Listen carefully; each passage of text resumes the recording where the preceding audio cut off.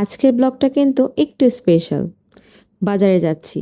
কেন যাচ্ছি, কিসের জন্য যাচ্ছি, চলো তোমাদের সাথে শেয়ার করি। Hello everyone, it's me Chayanika. তোমরা সবাই কেমন আছো? আজকে একটু মন খারাপ, আবার অনেক মন ভালো। আমার ছোট বোন ও চলে যাচ্ছে বাইরে হায়ার এডুকেশনের জন্য। তাই ওর জন্য একটু কিছু আয়োজন করব বাসায়, সবাই মিলে একটু আনন্দ করব। আর সেদিন ছিল খেলার ফার্স্ট ডে। রাস্তা আটকে তারা ওই যে দেখলে একটু ভিডিও করছিল। আমাদের প্রবলেম হোক, তাতে তো কোনো যায় আসে না। যাই হোক, আমি আমার টুকিটাকি সব জিনিসপত্র নিয়ে নিয়েছিলাম বাজার থেকে।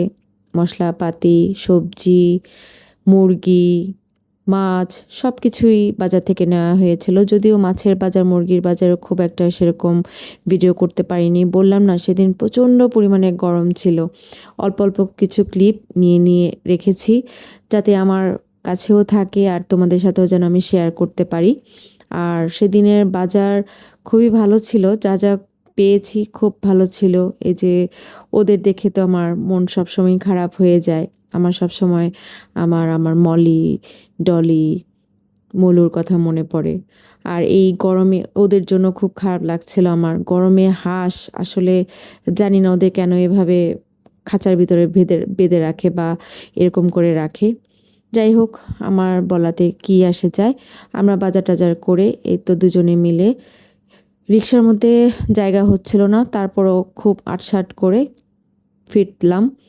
আর ফেরার পথে দেখলাম যে মেঘলা মেঘলা আকাশ, যে কোনো সময় বৃষ্টি নেমে যাবে। তার উপরে এসে দেখি এই যে আমাদের বাসার সামনে সব সময় যা হয়, কিছু না কিছু একটা গণ্ডগোল লাগবেই লাগবে। হয়তো তাদের অধিবেশন ছিল, আমাদের রাস্তাটা বন্ধ। এখন আমরা কিভাবে যাব, সেটার তো কোনো রাস্তা নেই। এক পাশ দিয়ে সব যাচ্ছে, আর ওই যে ওই পাশটা দেখতে পাচ্ছ, ওইটাই কিন্তু আমাদের রাস্তা, আর ওই রাস্তাটাই বন্ধ। আর আমি এখান দিয়ে বসে আছি।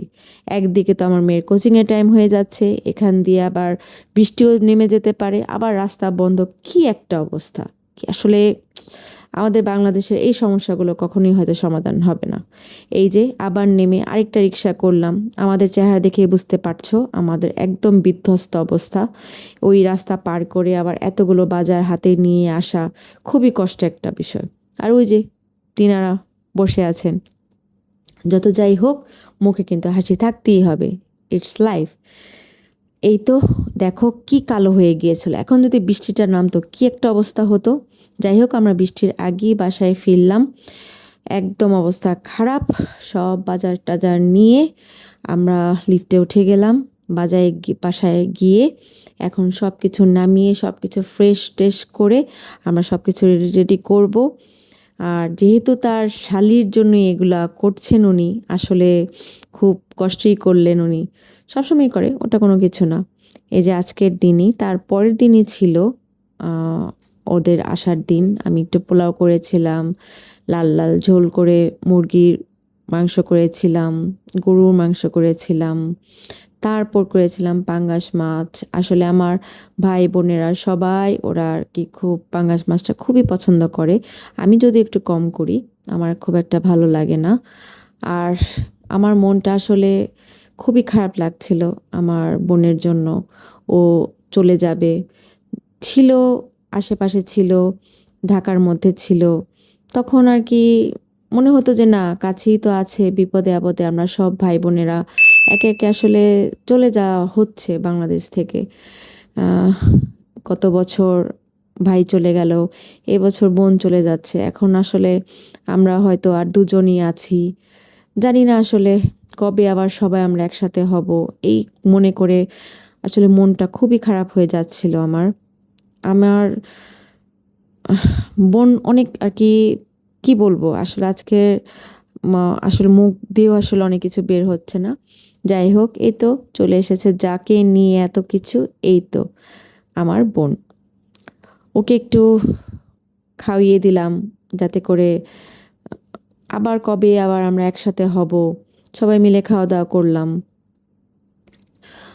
ভাইয়ের বউ এসেছিল, মা তারপর আন্টি। আর তোমরা কিন্তু আবার কিছু মনে করো না, কারণ আমরা যেহেতু একদম বাসার সবাই সব কিছু নিয়েই একবারে বসেছিলাম। আর সেদিন অল্প অল্প করেই ক্লিপ নিতে পেরেছি। আসলে ওই সময়টা আসলে যদি আমাদের দেখা যাচ্ছে আমরা খুব হাসি খুশি আছি, কিন্তু আমাদের কিন্তু সবারই মন খারাপ লাগছিল ওর জন্য। ও চলে যাবে। ও হলো আমার আপন মাসাতো বোন বা খালাতো বোন। আমরা একসাথে বড় হয়েছি এক বাড়িতে। আমাদের পুরনো ঢাকায় আমরা সবাই এক বাসায় আর কি, নানা নানি, আমরা ভাই বোন, বিশেষ করে আমরা এই 4 জন আমরা একসাথে বড় হয়েছি। আমাদের আসলে অনেক স্মৃতি, আসলে একটা ব্লগে এটা বলে শেষ করা যাবে না। আর ওই যে আমার ছোট ভাইয়ের বউ খুব আনন্দ করলো। আর এই তো সময় চলে এসেছিল, বিদায়ের ঘন্টাও বেজে গিয়েছে, চলে যাবার পালা, বিদায় দেওয়ার পালা। বোনটার জন্য তোমরা সবাই দোয়া প্রার্থনা করো, ও অনেক দূরে চলে যাচ্ছে। আমরা সবাই ওকে অনেক মিস করব। আসলে খুবই খারাপ একটা, কাউকে বিদায় দেওয়ার আসলে খুব খারাপ সময় এটা, আবার খুশিরও সময়। যাই হোক, আমার এই ব্লগটা তোমাদের কেমন লাগলো জানিও। আর আমার বোনের জন্য তোমরা সবাই দোয়া ও প্রার্থনা রেখো। তোমরা সবাই যে যেখানে আছো ভালো থেকো, সুস্থ থেকো। বাই।